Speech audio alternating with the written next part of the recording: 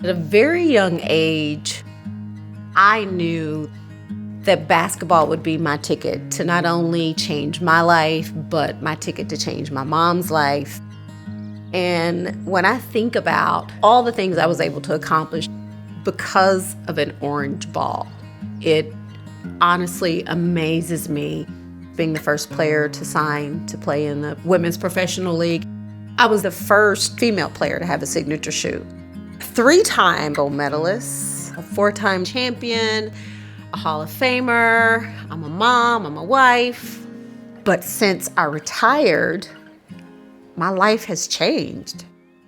And when I got diagnosed as a type 2 diabetic, I just needed to figure out what my plan was going to be. And then I think I took an unordinary path. I'm Sheryl Swoopes, and this is Unordinary Stories, presented by Novo Nordisk. I've always been the type of player, when I played, you had to respect me on the offensive end because I was going to give you buckets. And then on the defensive end, I wanted to be that player that coach came to and said, this is your matchup, shut her down. And as a world-class athlete, when you're at the top of your game, you feel like I'm invincible. However, weight management has been one of the biggest issues that I've had since I retired.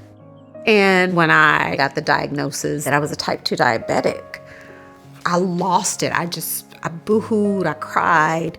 I was in shock. Type 2 diabetes means you are at a 4-time greater risk of suffering a heart attack or even a stroke. But what really calmed me was when my doctor said to me, 1, it's not a death sentence, but 2, you can control this. My entire life, there's always been a lot of noise around what I can, what I can't do. So to be in a rural area in the country, it's amazing because it's so quiet and peaceful. And my husband and I grow our own veggies. We have our own chickens, so we get eggs every day.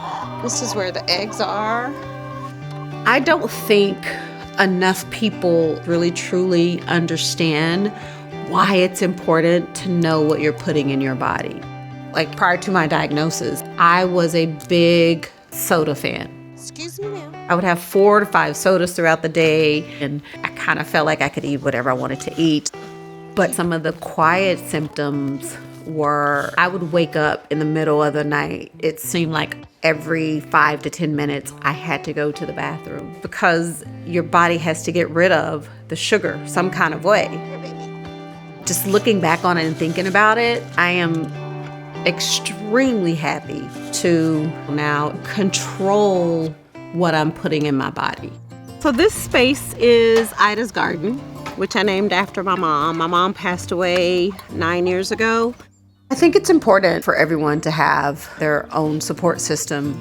And I had that my entire life from my mom. She was always there, front and center. My mom passed away from colon cancer.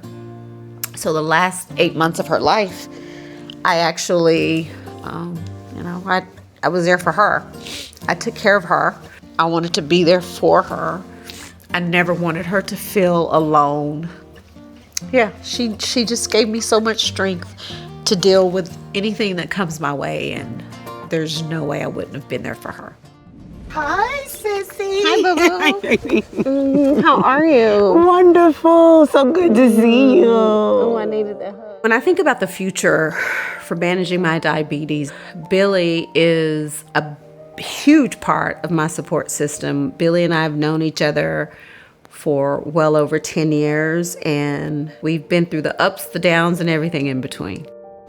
As I've gotten older, I think I've gotten wiser, smarter, maybe crazier, I don't know. A little. But I think everybody needs a Sheryl or a Billy in their lives. Like, we don't talk about our health issues enough. First of all, in our community, right?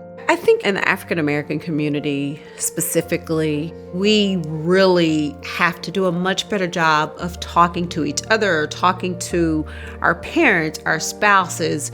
If something doesn't feel right, then it probably isn't. When we get information or when we share concern, especially when it's people that we love and trust, I think that goes a long way, because acknowledging the truth, especially as it relates to our health, requires real change.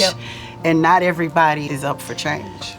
Type 2 diabetes disproportionately affects racial and other ethnic minorities, which is why for myself personally, it is so important to try to do my part and spread the word, and especially when it's something that I've been affected by.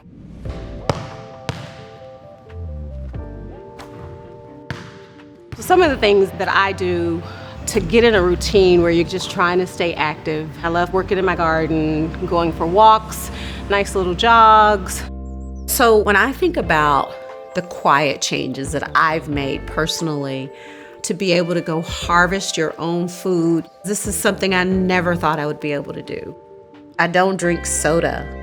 I drink way more water today and pay attention to what my body is telling me. I've had a lot of things I've had to fight and overcome my entire life, and especially being a female. There's so many different changes that your body is just naturally gonna go through. So I would say breathe, you're gonna be okay, but you also have to change and be disciplined.